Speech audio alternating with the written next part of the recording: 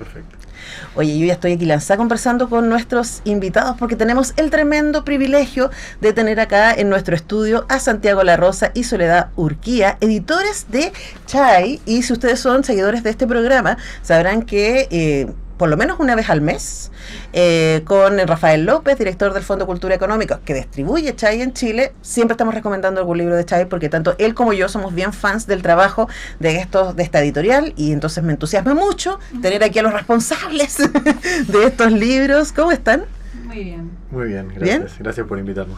Bueno, un placer tenerles aquí, y yo les contaba un poco fuera de micrófono que a mí me da mucha curiosidad cómo se arma una identidad editorial, y en el caso de Chay, además, ustedes se han caracterizado por tener una búsqueda de voces muy distintivas, pero que al mismo tiempo tienen cosas en común, ¿no? Uno como sabe más o menos qué va cuando uno va a sacar un libro Chay, además porque sus portadas son todas muy coloridas, con unas fotos, son muy sencillas pero muy identificables. Entonces quería partir por eso, por cómo ustedes definen la personalidad de Chay y su mirada editorial. ¿Se miran? No, ¿Quién habla? yo creo que empezamos con una pregunta que se fue afinando a lo largo del tiempo, y hoy llevamos 40 libros y 6 años, entonces también eso se fue construyendo con el andar, pero me parece que desde el principio, no sé, tratamos de definirnos desde un lugar bien claro para no pisarnos. Hay un montón de proyectos editoriales en Latinoamérica, en España, que están interesantes, pero yo pienso que el punto de partida fue un punto de partida de lectores, primero que nada, que veíamos que nos faltaba como lectores, y desde ahí fuimos construyendo el resto. Como lo que nos faltaba siendo como lectores era ciertos textos contemporáneos que no veíamos con espacio en otras editoriales para ser traducidos. Dijimos, bueno, ¿cómo armamos una editorial de autores que en principio no conoce nadie? Y bueno, el desafío era armar una editorial donde la editorial pesara. Y no fuera, bueno, este autor del que nunca escuché, ¿por qué lo voy a ir a comprar? Sino que hubiera una especie de, vamos a decirlo entre muchas comillas, una especie de garantía de la editorial, sí, de decir, bueno, voy a apostar por la lectura de un libro de un autor que no conocía hasta ahora, porque toda la curaduría mantiene una línea que me interesa, que me gusta, o lo que fuere, y en ese sentido todas las decisiones, creo, editoriales partieron desde ese lugar. Bueno, a diferencia de muchas otras editoriales latinoamericanas y españolas, volvimos a ese diseño más de los 70 de colección, en lugar de tapa a tapa, de modificar los artistas. Queríamos que sea muy identificable la estética de la editorial desde el primer momento, para no tener que elegir, siempre vamos en contra de eso, como libros malos de autores buenos. Son un montón de decisiones comerciales que me parece que otros tienen que tomar. Entonces realmente pudimos elegir siempre libros que nos fascinaban.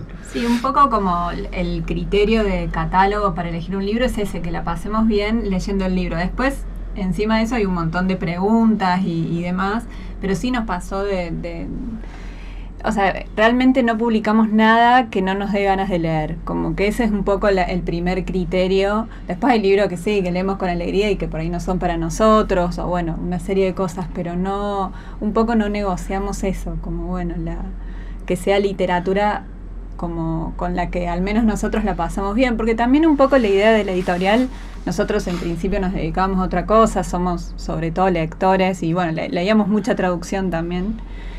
Y bueno, esas ganas de compartir lecturas, como que yo siento que la editorial es un poco profesionalizar eso. Bueno, esto que leemos y que tenés ganas que lea más gente, bueno, lo hacemos de forma profesional, y por suerte, bueno, la gente se copó. Sí, vamos a decir que efectivamente esta cosa, me acordaba como, además de lo distintivo, tanto en forma como en fondo, de esos primeros anagramas, de los anagramas de colores, ¿no? Que claro, también pasó con Six Barral, que al momento de ser adquiridos por estos grandes conglomerados editoriales, como que ahí todavía hay algo, pero también siempre es un riesgo. A mí me pasa como que sí, pero no siempre sé.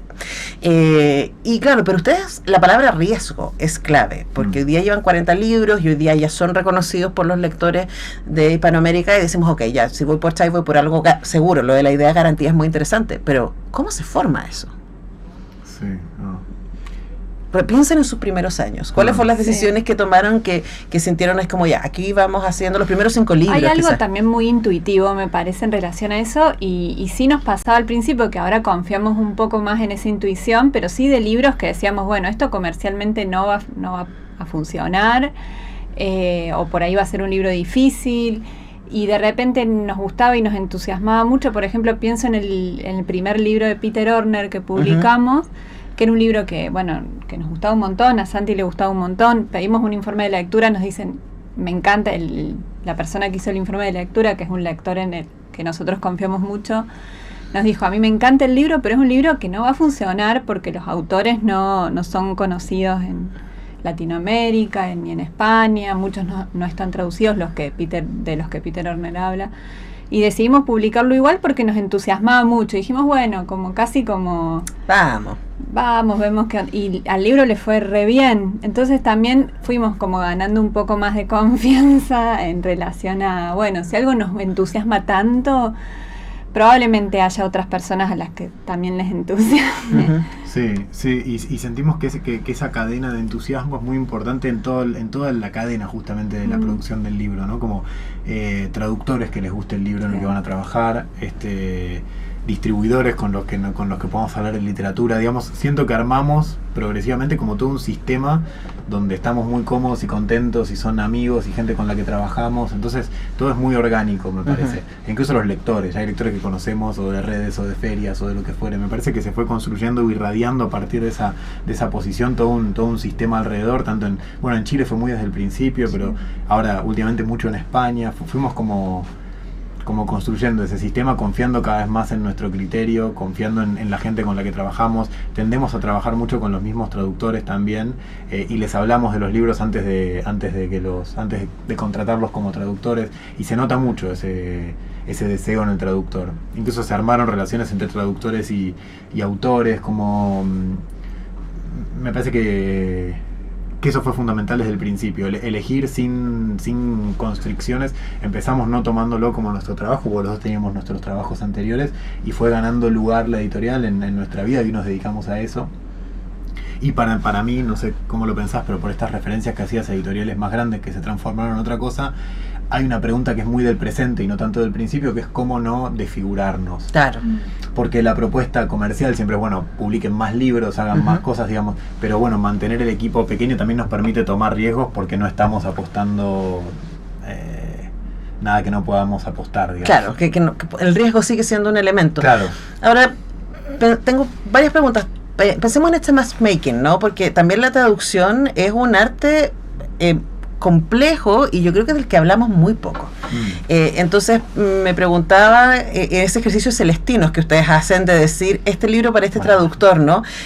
¿Cuánto pesa la relación que ustedes tienen? ¿Cómo han ido también tomando esas decisiones de este libro? Además, porque por ejemplo ustedes tienen muchos orientales, que literal, bueno, cada lenguaje es un mundo, pero Oriente, ¿no? Japón especialmente, es como literalmente traduzco esta experiencia, ¿no? Entonces quería preguntarles por esa selección de traductores y ese trabajo que ustedes hacen. Bueno, nosotros puntualmente hablamos mucho de traducción, como decía, es algo de lo que no hablamos tanto nosotros, yo siento que hablamos todo el día. Digo nosotros los lectores, como que no. Sí, para nosotros es como fundamental.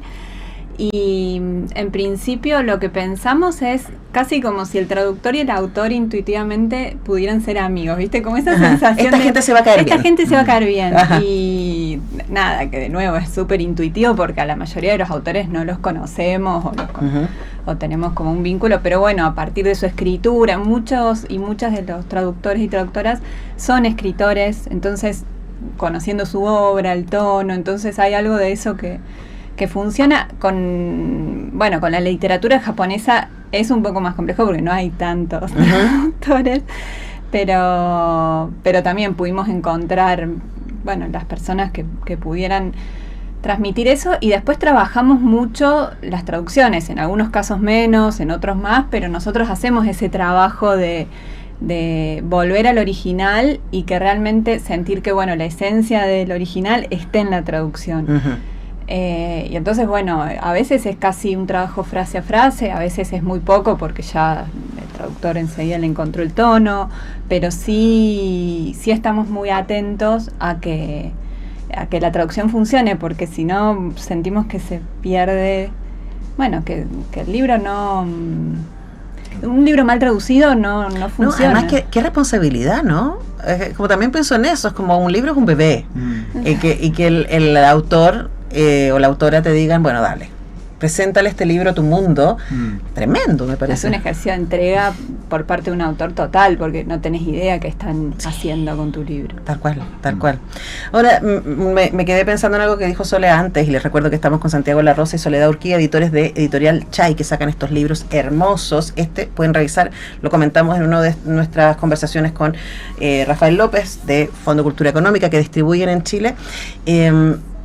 Respecto a, son los libros que, tú decías, libros que lo pasamos bien leyéndolos, pero en general, y no he leído los 40 libros, pero he leído varios, hay una melancolía en Chay, en todos los libros que ustedes sacan, incluso en aquellos más luminosos, tipo Doriyaki, que se transformó además en un bestseller, un libro que amamos y súper recomendamos.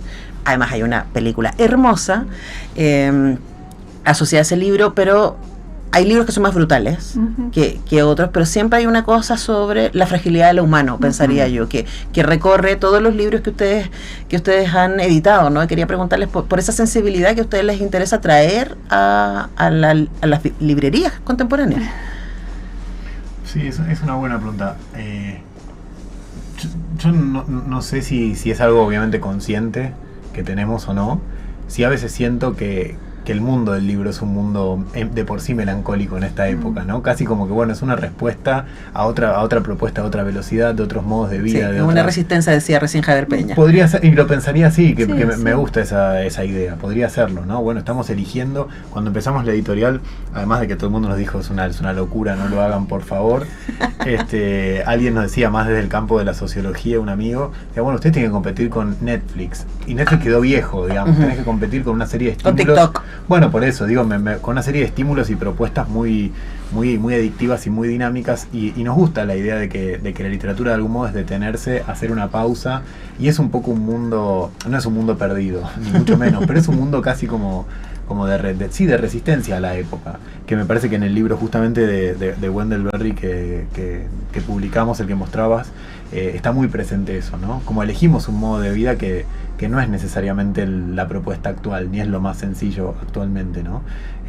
Incluso a veces pienso que tener el tiempo para leer hoy es una cosa, un lujo y una resistencia a la vez, ¿no? Y es una decisión también. Bueno, totalmente, pero es una decisión que todo el tiempo combate con otras... Es que es costosa, todo el tiempo estamos perdiendo algo. Sí. Y a mí me gusta la idea, a nosotros creo nos gusta la idea de la posibilidad de perder tiempo, de perder cosas, de no ser hiperproductivos de en perderte. todo el tiempo. Sí, totalmente, ¿no? Como, entonces, digamos, si bien no creo que sea algo consciente lo de la melancolía, quizás es algo que se filtra en nuestro...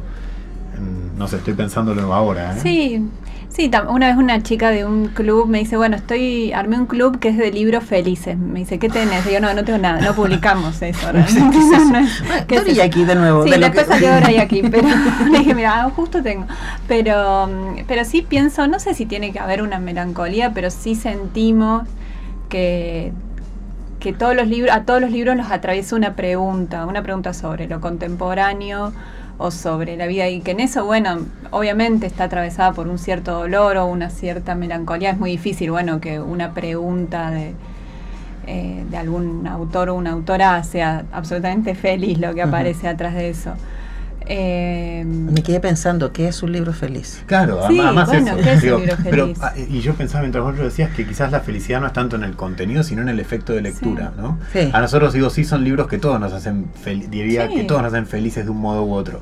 Hay libros que son más ácidos, como los de Donald Antrim que tenemos, que nos hacen reír mucho, aunque hablen de alcoholismo y depresión, y hay libros como más claramente felices. Más claramente felices, como Vida de Hannah Coulter, o como vos decías, Doriyaki. Pero yo diría que en todos los casos en la editorial, al menos a mí, son libros que me alegra haber leído y me alegra estar leyendo, aunque suceda algo que no sea necesariamente alegre en el contenido. Incluso, en el libro, el último libro que publicamos, que es el de Ji-Yoon Lee, que bueno, ella pierde a sus 2 hijos de una forma muy trágica, sí sentimos que hay algo, a mí en lo personal, si bien es un libro que tiene una cierta dureza al leerlo, tiene algo luminoso en relación a cómo aborda eso, cómo atraviesa esa situación. Como que a mí, no sé si es un libro que me da felicidad, pero sí que siento que me enriquece de alguna manera. Sí, como En la naturaleza las cosas crecen, se llama ese libro, y también lo comentamos con el Rafa, y es un libro, a mí me resultó devastador probablemente en el tono que tiene, ¿no? Pero pensaba en eso, en que lo que a lo mejor me pasa, yo describiría no es felicidad, tampoco con el libro anterior de ella, con Querida amiga, desde mi vida te escribo tu vida, pero quizás sentirse acompañada en las preguntas o en los dolores. Yo creo que recién le decía a Javier Peña esta idea de que los lectores compartimos la carga de lo humano, ¿no? Es como que, qué difícil esto. Bueno, a ti también te pasa, qué bueno. Me siento un poco más liviano. Ahora, Chay Editora se ha caracterizado, por lo menos para nosotros los lectores, en mostrarnos cosas que no conocíamos. El énfasis es contemporáneo, pero ustedes también tienen una colección de clásicos que se llama, lo tengo aquí, Elementales. Y les quería preguntar por esa colección, por ir hacia atrás, ¿no? Y además que estoy pensando cómo bucean en la tremenda cantidad de producción literaria que hay a nivel mundial, porque ustedes además son bien desprejuiciados respecto al origen, ¿no? Entonces, además del origen, es también la temporalidad. ¿Cómo llegaron a esos libros de la colección Elementales? Bueno, la colección Elemental surgió medio a partir de un capricho realmente de que, o sea, fue medio así el origen. Yo estaba muy obsesionada desde siempre con los diarios de Katherine Mansfield. Me parece como alguien que además, si bien, bueno, es una autora que murió en 1923, siento que sus diarios particularmente son muy contemporáneos, que uno lo lee y decís esto, tiene tuberculosis, toda una serie de cosas de otra época, pero lo que le pasa es como sumamente actual. Y bueno, era un libro que podíamos publicar y un poco surgió la idea a partir de ahí y lo publicábamos y bueno, fue una experiencia muy feliz y después Santi empezó a encontrar cosas muy buenas, después surgió Fat City. No, mis diarios no lo he leído, voy a ir por él, voy a buscar, porque me dieron ganas. No.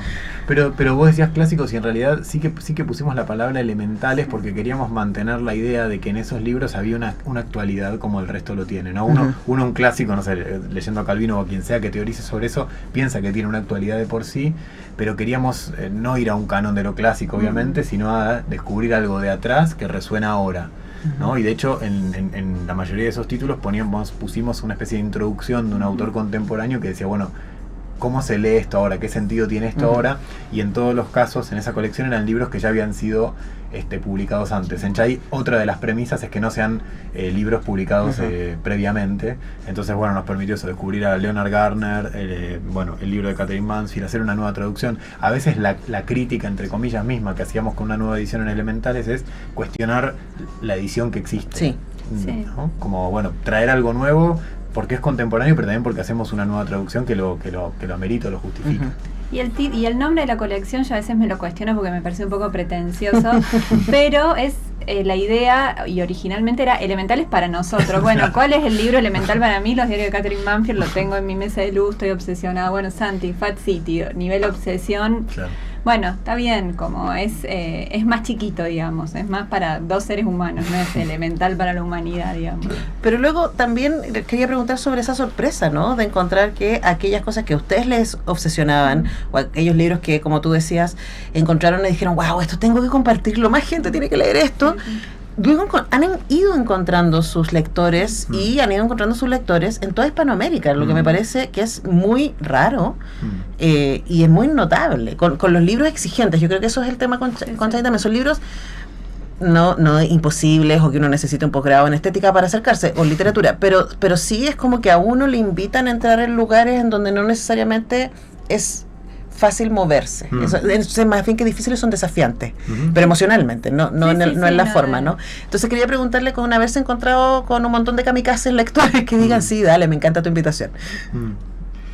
Yo creo que en los libros, no sé vos, Sole, pero creo que en los libros quizás más complejos, de hecho en Chile yo creo que el mejor libro, bueno, hasta Dorayaki, pero el libro que mejor anduvo históricamente acá se llama Sobre Bárbara Louden, y es una autora increíble francesa quien lo escribe, se llama Nathalie Leger, y diría que es uno de nuestros libros más complejos en contenido y forma, ¿no? Pero me parece que para un mundo pequeño de entusiastas, descubrir cierto desafío es un placer también, es una experiencia, ¿no? Y libros que te llevan a otras cosas. Vos de Dorayaki mencionabas la película de Naomi Kawase, y este libro de Nathalie Leger te lleva rápidamente a Wanda, que es la película en la que se basa y en la que charla, como si abrieran conversaciones los libros también, ¿no? No son libros nunca, eso es otro criterio, creo, oscuros de por sí. Digamos, si bien es un libro exigente, es un libro... No son libros masoquistas. No. Y me parece que lo que te exigen también en algún punto te lo devuelven, sí, ¿no? Sí. Ji-Yoon Lee, que es una autora de las más complejas y las más, creo yo, inteligentes o fascinantes en su mente y su modo de articular, me parece que también propone lo mismo, ¿no? No todos los libros tienen esta linealidad más a lo de Dorayaki, pero cuando encontramos algo difícil sentimos que hay una recompensa en esa lectura. Ahora, es un barroco... Vacío. Sí, ahora lo de Ji-Yoon Lee también me llama la atención porque ella tiene bestsellers.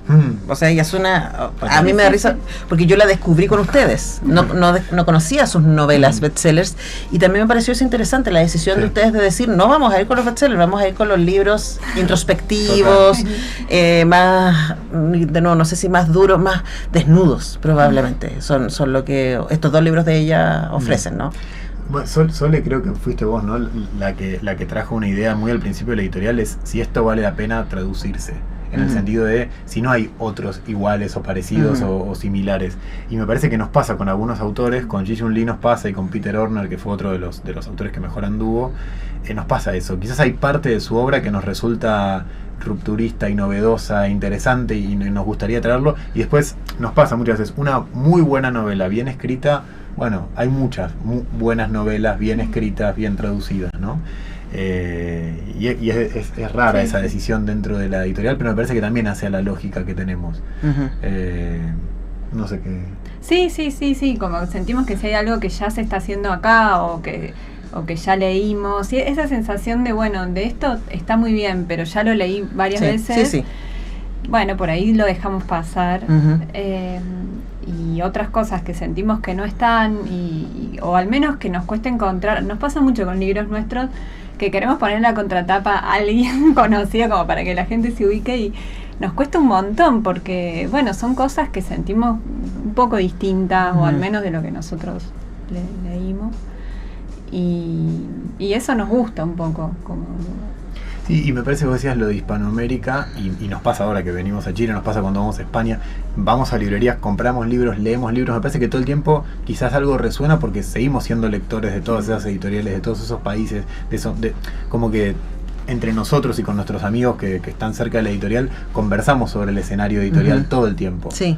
Que es un riesgo a veces, me parece, cuando uno se pasa de ser lector a editor, que bueno, uno se encierra en su propia mente y en su propio proyecto, y todo el tiempo siento que estamos conversando sobre otros proyectos, sobre otras cosas que se hacen, y eso creo que nos permite una cosa más...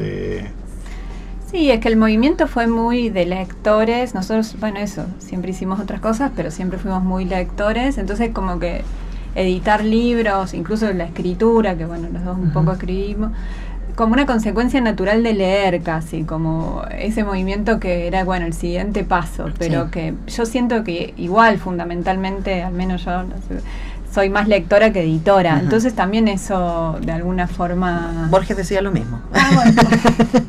Decía, quiero ser reconocido por los libros que leí, más que por los que escribí. Ahora, para cerrar, estoy pensando en este momento tan raro que estamos viviendo, ¿no? Y claro, yo vivía en Buenos Aires, tengo un cariño por esa ciudad y por Argentina que es muy significativa, y una de las cosas que sorprende de este momento que político que está viviendo en ese país, y que, ojo, nosotros tenemos elecciones el domingo, así que... Estamos hablando de eso.